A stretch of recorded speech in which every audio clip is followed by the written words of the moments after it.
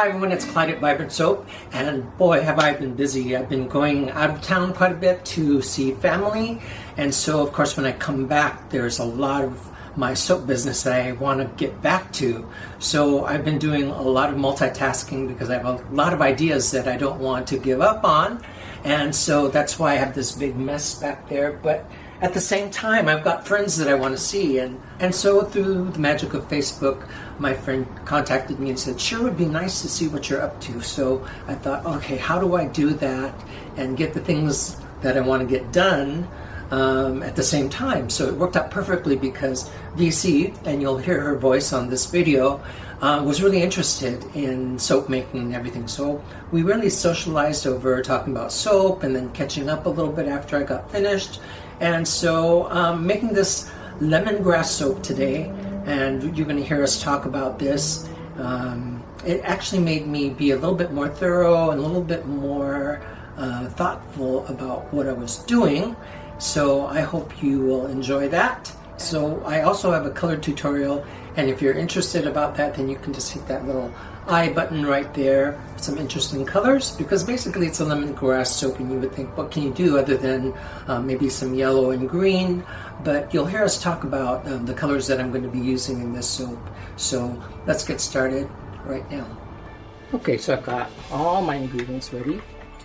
And this is my oils, and there's something on the bottom that is my kaolin clay. And it's this type of clay, so it can draw toxins out of the skin. We don't talk about that kind of stuff too, but it can also anchor the fragrance, and it adds a nice slip to the soap when the soap is done. So I always like to blend that all up first, make sure it's nice and creamy and everything's all mixed together well.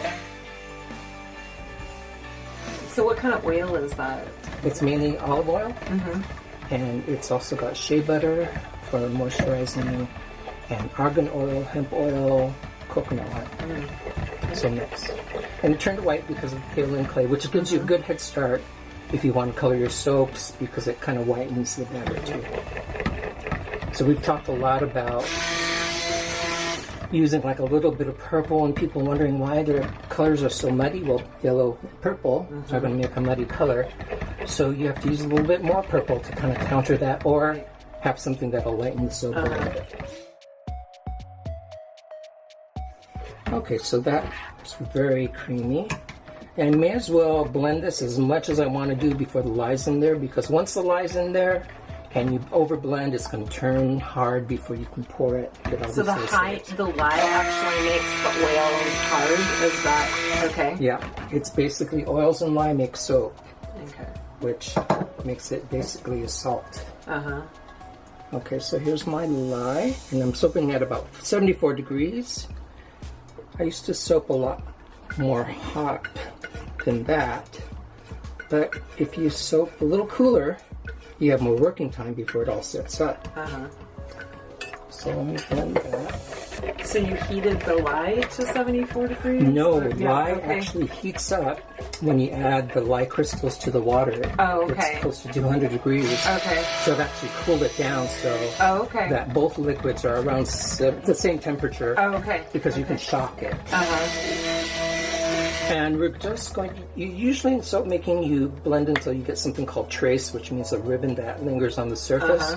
But I have been blending to emulsification. As long as everything's mixed together well, it's fine. Plus, I'm going to still blend once I get my colors poured. Okay, so there's that. Oh, I may as well add my fragrance. So lemongrass is a little on the orange. Can I smell it? Oh, yeah. And it smells better once it actually has gone through the process. It's kind of strong out of the bottle. Alright, so that smells very fresh. A lot of floral essential oils start speeding up the process to the point that sometimes you can't do all the decorative things that you want to do. Oh, by the way, my friend is here. My friend VC.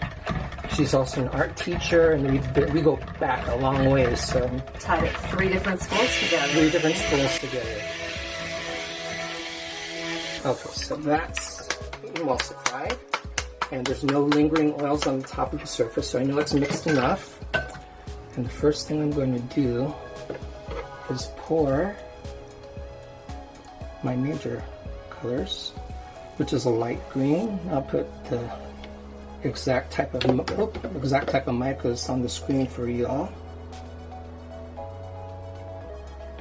What causes the color? Like, what is the color? The color is called mica, and it's color fused to micas, which makes like the mineral mica. Mm-hmm. Yeah. And they're all different colors. Huh.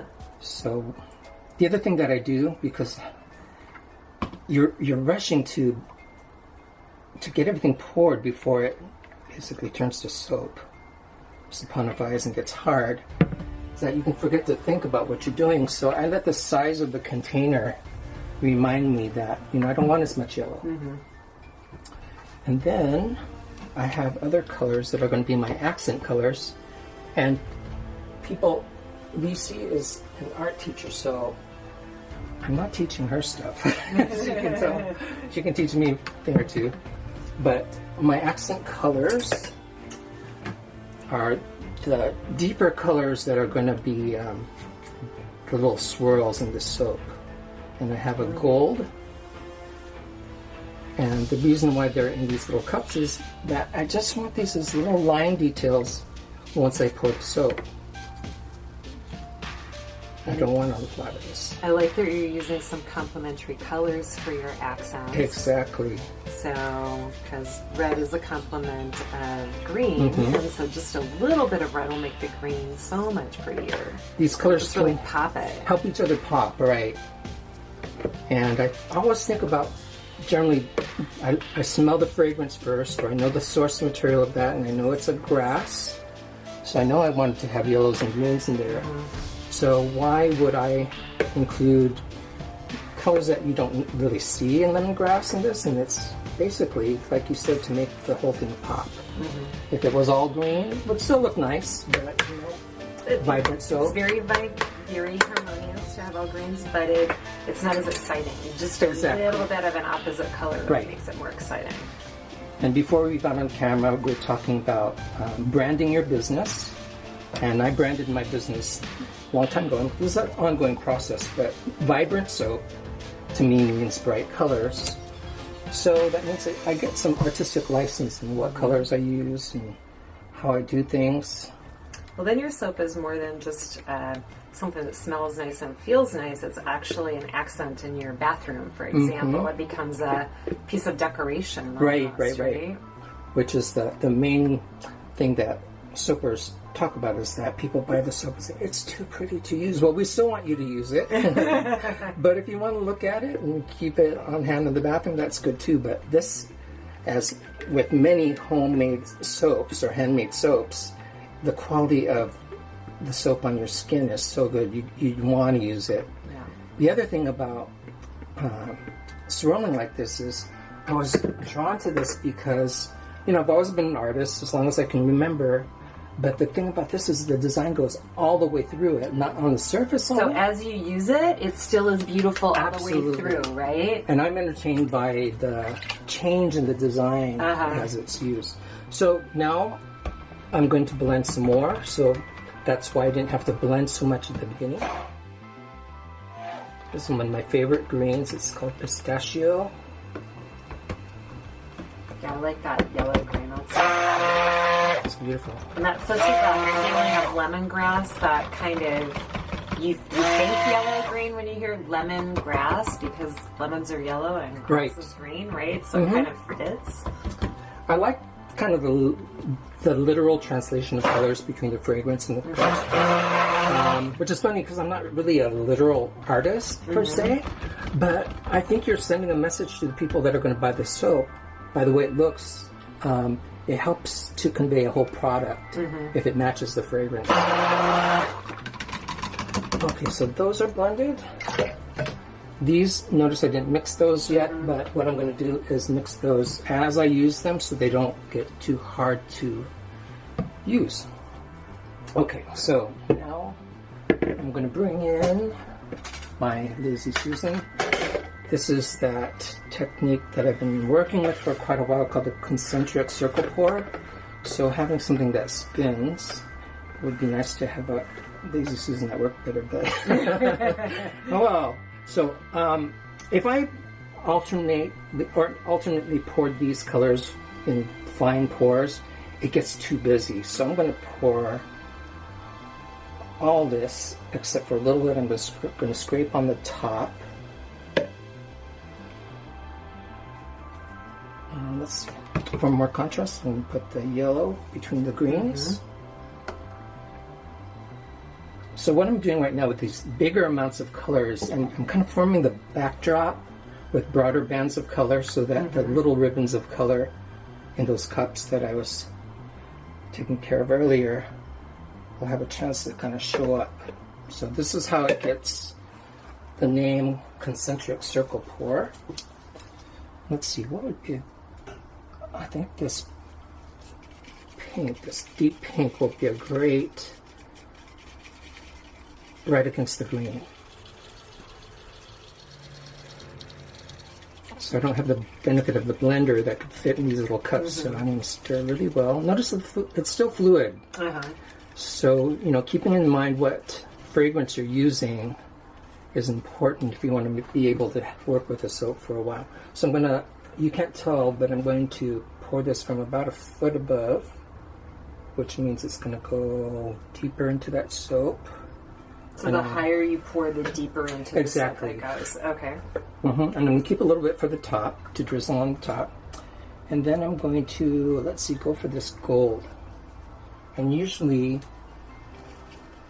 gold micas, when you blend it into a soap, they lose their metallic quality, so you're left with this, like, orangey color. But I found if I concentrate these and use it as an accent, that once the soap is solid and I cut them into bars, it does have a metallic quality to it, which is nice to see that shimmer. You don't spread it out too much. Exactly. You just kind of concentrate it. Okay. So let's see, I'm going to pour this from up high too. I'm not going to even spin this. I'm just going to go around since my Lazy Susan is being lazy. And then let's see, what should I do? I think I'm going to go for this deeper color called Passionata, which is like a burgundy. And then I'm going to pour that in the yellow, so it'll show up nice. The contrast to the dark and the light. And it'll be up next to that light green in the middle, so it's perfect for that. So the more you know about color, the more you can kind of make these decisions, but you can also just have fun and still end up with something beautiful. So let's get that poured there. And let's go for this green here. Now, I've stuck the same thing in here. I already had red in it, but it's not enough to do anything to it. No. This is so cool, Clyde.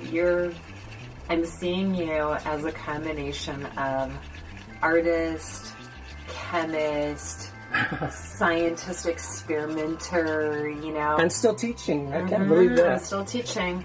I thought I was going to give up teaching entirely, but no, that came right back. I tell my art students they're really scientists because you're always playing with your materials and you always have a question. What can I make with this? How can I make this? And it's a lot like a scientist. You're experimenting, you know, and finding out what you can do with it and what's going to happen if I do this. And it's that chance taking that leads you to things that you might not see, the unique quality to yourself. It's that feeling of discovery. Yes. You know, where you don't know quite what's going to happen, and then there's this charming surprise. Wow, that's so cool. You know, and half the things that attracted me to soap making, there's several things, but one of the things was, you know, the anticipation of cutting the bars and seeing what happened. What they look like. Oh, yeah. If you stick to the same thing, you kind of know what's going to go on, but I kind of like that surprise.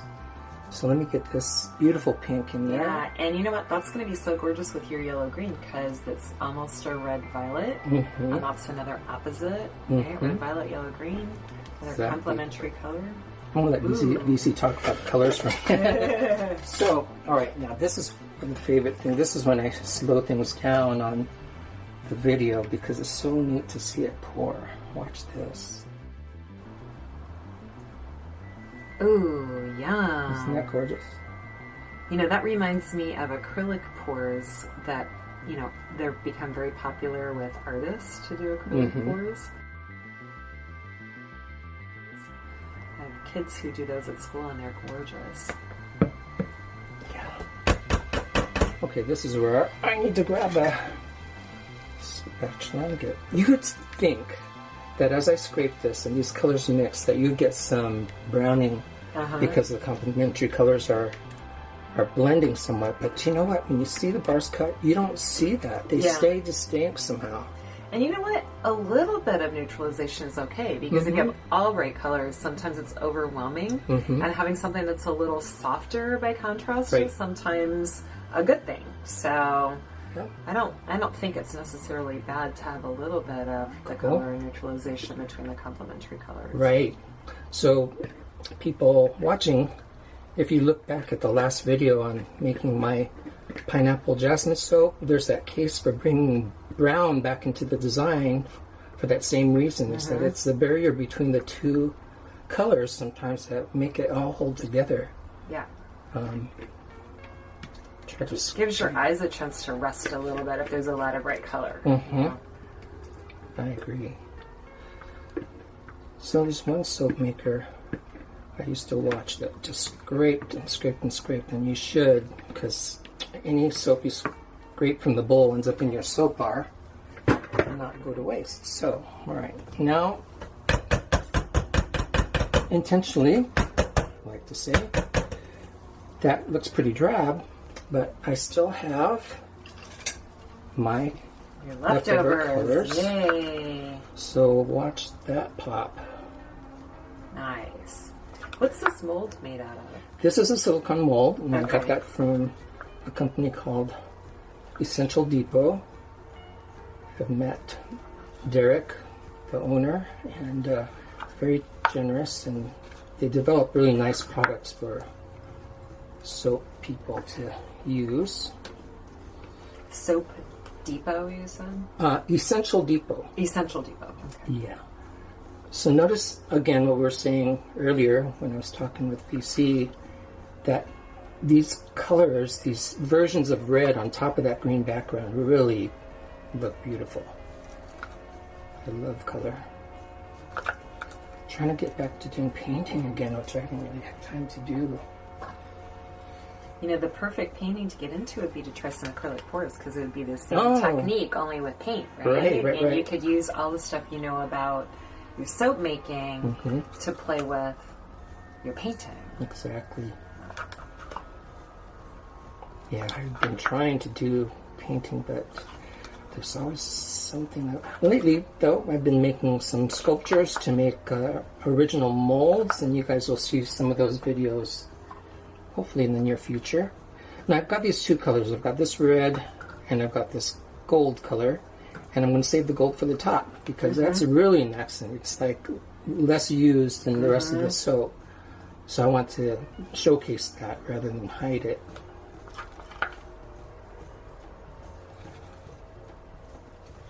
And you don't want, because it's so contrasting, you probably don't want it to be like a stripe on one side or something. Right. A little bit more. It's almost being unapologetic about the use of these colors. Saying, I'm not going to hide that, I'm going to actually use it. And because it serves as a highlight as well, because it's one of the lighter colors, it makes sense to have it on top where it catches the light. Yeah. So let me pound this down. Pound this down because there are so probably a lot of bubbles. I was careful in how I poured it to get that to be not happen as much. So now let's see what happens with this gold on top. Ooh, yeah, that's pretty. I think I'm going to aim that right in the middle. Yeah. Because it's so bright, you don't want it to draw the eye off to the edge. Right. I like that. You see how much soap making is very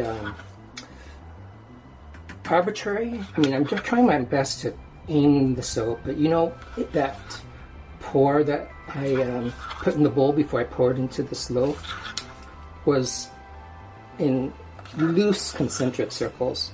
But soaping, I find, is very forgiving in the final outcome, And it's that randomness of the pour that you can't control anyway that I found really fascinating. Then I'm going to kind of void out everything I was saying because I forgot that I have all these other soaps. So this is going to obliterate it. But heck, we talked about color anyway, so it was a learning discussion we had there.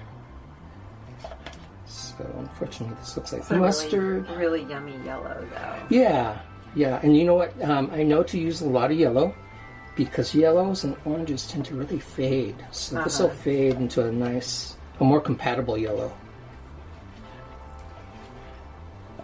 That's something you just learn with experience. Exactly.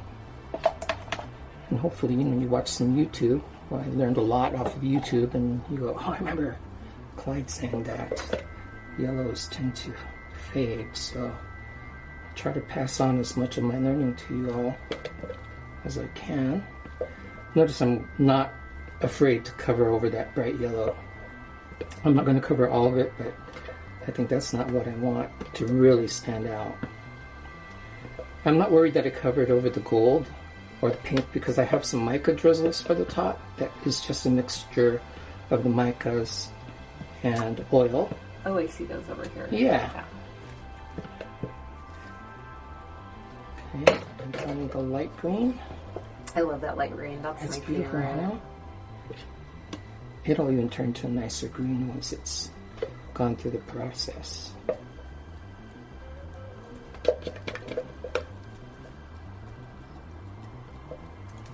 So you can see why I was drawn to soap making. It's got all of the details of working with something artistic.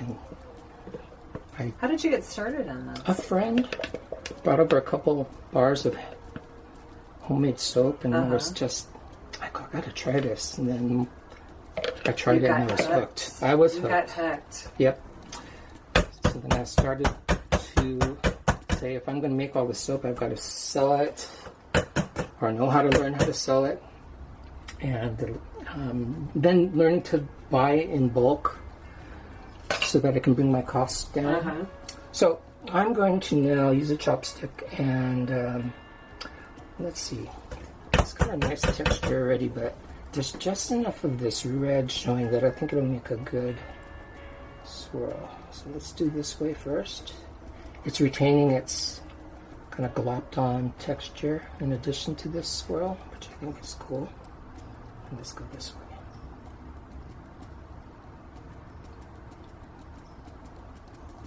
This is fascinating. So I've never seen anything like this before, and here I am in person with a really good buddy of mine seeing this really cool thing. Yeah. So I said I was going to get some of this gold on there in a very limited amount. Let's use this yellow. So again, this is just what we call a mica drizzle. It's the micas just suspended in oil. And you would think it would be oily on the top, but what happens is the process of saponification is still happening in this. So as this sits on the top, it's so thirsty for oils. It just pulls that all in, and it sort of affixes the gold to the top. But still, as you use the soap, that top is only going to last only so long before it gets washed away. So it's really, but it adds a lot of beauty to the top of the soap before you use it.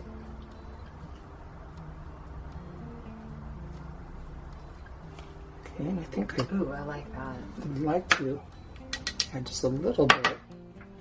Can get a little busy, but I'm just going to use a little bit of this. Maybe on the sides.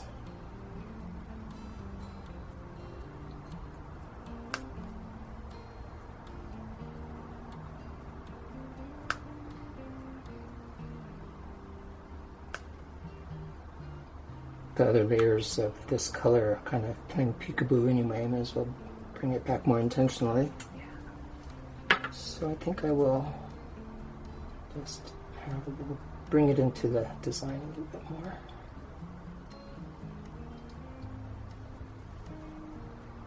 This part, as much as I plan ahead, a lot of these ideas kind of come spontaneous once I see what it looks like.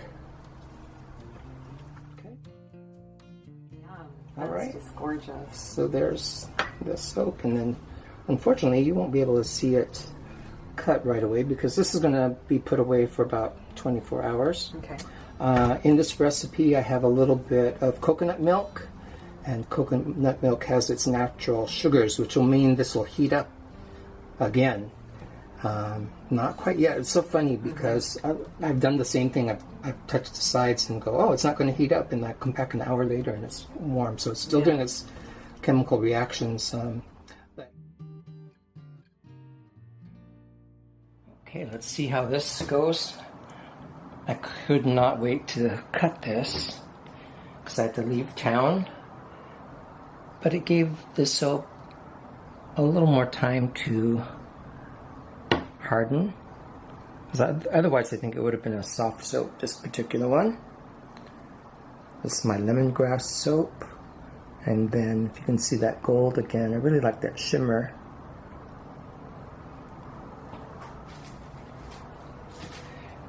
And you got to hear my friend VC, who I've known for a long time. We met while teaching. We've been actually at 3 different schools together. She's an art teacher also,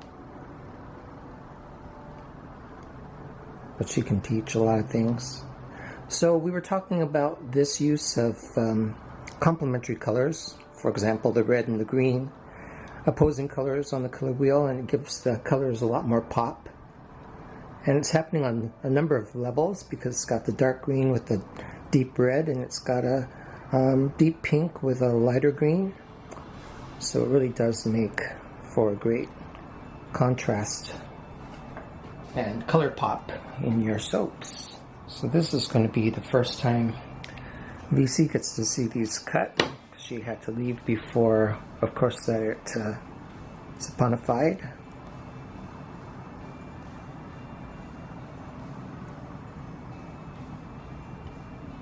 I have since looked at photos online of lemongrass, the lemongrass plant, and if you look at the very base of the plant, at the roots, you'll see that there is a tinge of redness to it. So it's not, that far out of line to incorporate the red as well. It's not as pronounced as the red in the soap, but I do like to find colors within the plant or fruit or whatever I'm doing as an inspiration for the soap. So look at those really fine lines. Really like that. There's the top.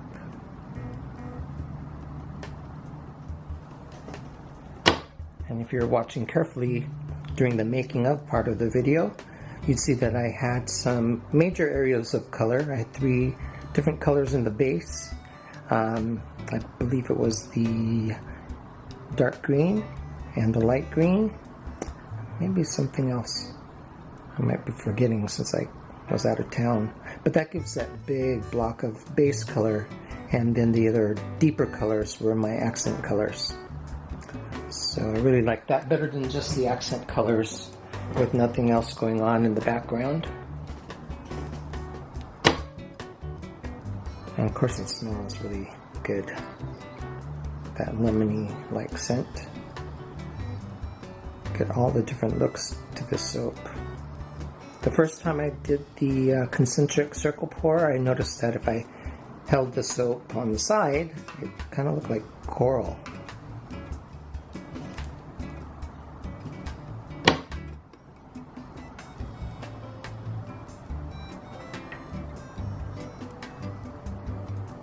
There's that coral look again.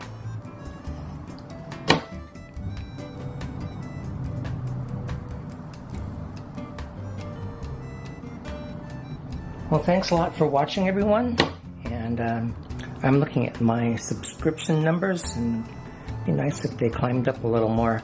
So if you find these very useful to you or entertaining, please consider subscribing, and all that does is let you know when I have a new video out. And my regular day for uploading videos is generally on Thursdays. I really do get a lot out of the comments that people send as well. And it's just so gratifying to be able to make something and share the experience with people. And I have one more cut. I also have an Instagram page that has a lot of photos that I just take when I'm around town, and eventually some of these lead to some inspirational ideas for soap, but it just feeds my mind to further want to create something. So wow, look at that. Well, good way to end this video. Thanks again for watching, and we'll see you on the next video. So some people were really interested in some of the photography and photos of soaps that I've done, so I actually made a calendar and I sold them at the conference in Dallas, but I have a few left, and these, luckily, they start in May of 2019, so there's still some mileage on them too. And just show you some of the photos. If you've been following, you've seen some of these soaps being made. So if you think you'd like one of these, pop me a note in the comments, and I will try to get back to you to get one of these to you. They were $20 before, and now they're going for $12. So it's really high quality too. I'm really impressed with this. You can use these to make framed prints. So once the calendar is finished, you have all of these. Alright, so we'll see you later on the next video. Thanks for watching, and we'll see you again soon. Bye.